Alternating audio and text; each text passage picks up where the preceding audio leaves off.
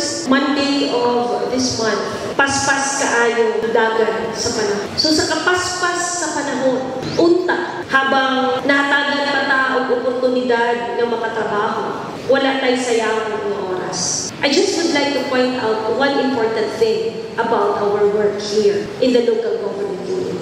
If you remember, during the first month of my first term, nagbungat na daan ako sa tanan ng mga amigo kag amiga before I became the mayor, na sa akong nga pagtrabaho bilang leader ninyo, kinahanglan himuan naton sang compartmentalization. Regardless of the relationship outside work, magpadayon ang pagrespeto kag pagpalangga ni Mayor Tessa sa tanan. We have many paper trail regarding that. Because in this municipality, what matters first is public service. Mga amigo kag amiga, angkol antin nga arak diri, suod sa pamilya namon or sa akon, mga yung nadaan ako sa pasensya. Pagtrabaho, trabaho. Gawas sa trabaho, amiguhay kita. Pero sa panahon nga may kinahanglan kita i-target, I don't want this municipality to be passive and sloppy sa trabaho. The best thing that we could invest and the best thing that could catch my attention is your genuine public service with a joyful, cheerful, grateful, and happy heart.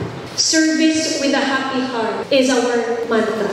And in this mantra, be matured in accepting the challenge that I will give you. So kung maakigan mo kamo, hindi na halin sa inyong amiga, halin ina sa leader sa kabanwa.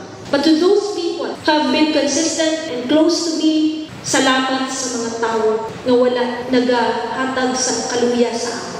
Apart from being with me during these times sa Galuya, wala pong naghatag sa mga rason para ma-degrade ang akon na pangalan. If you want friendship, if you want promotion, if you want appointment, serve the people with a happy heart. Maayong aga sa ating lahat.